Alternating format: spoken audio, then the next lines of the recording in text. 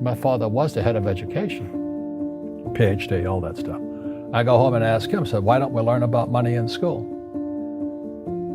And he looked at me and says, because the government doesn't let us teach that subject. The government tells us what we can teach and what we can't teach. And I thought that was strange. And I said, but aren't we going to school to learn about money? He says, no, your job is to get a job.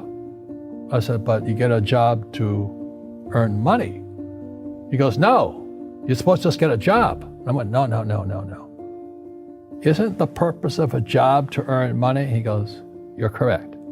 I said, so why don't I just learn about money? I can skip the job part, And he got flustered and he said, if you want to learn about money, why don't you ask your best friend's father about money? And I said, why? That's Mike. So why ask him? He says, because Mike's father is an entrepreneur. And I said, what are you? He says, I'm an employee. I'm a government employee. I went, oh, what's the difference?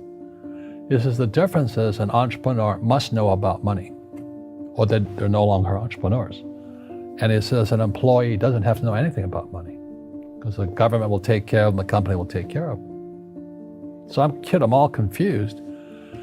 But I took my dad's advice and I trundled over to Mike's father's office and knocked on his door and I said, hey, I'm here, 9 years old. Teach me about money. He says, beat it, kid, But that's where the story of Richdad Poordad started. And finally, through persistence, my rich dad started teaching me about money on one condition. And that condition was he would never pay me. He says, the moment I pay you, you think like an employee. He says, that's the trap. Entrepreneurs work for free. And now I'm 9 years old, my head's cracking in half. He says, you never want a paycheck. You understand that, kid? I said, okay, I got it. And he says, well, how do I make money? He says, that's what entrepreneurs figure out. It's like, so how do I learn about money?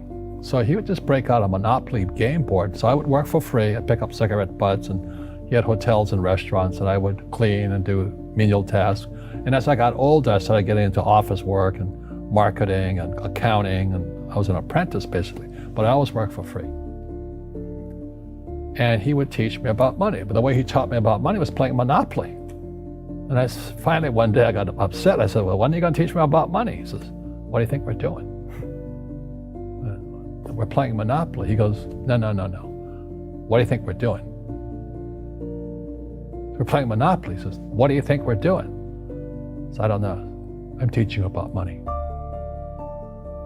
And then that's when, you have one greenhouse. He says, there's many formulas for great success in money. There's thousands of them, but one of the best ones is found on the game of Monopoly. It still is today.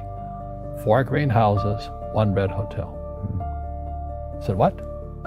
He says, one of the greatest ways to acquire great wealth is playing Monopoly in real life. 4 greenhouses, 1 red hotel. Well, is that all there is? He goes, that's it. And he says, what do you think I'm doing? And I went, I don't know. So then he took me out and he showed me his greenhouses. And 10 years later, when I was 19, I was now in school in New York, and I come back to Hawaii, and Richdad had bought the biggest piece of land smack dab in the middle of Waikiki Beach. And when you go to Waikiki Beach today, you'll see the Hyatt Regency Hotel. That was his hotel. Just like the game of Monopoly. Just like the game of Monopoly. Acquired assets and they became bigger assets. He just kept what's called an assemblage, because that property wasn't that big at the time. So he had to buy out all the small guys. Because Waikiki was a little dirtwater little town. So he'd buy out this shop owner and buy that shop owner. And it took him a while, but he finally assembled this large piece of property. And then he and Hyatt put up this giant hotel. It just sold for $800 million. So that's how I learned about money.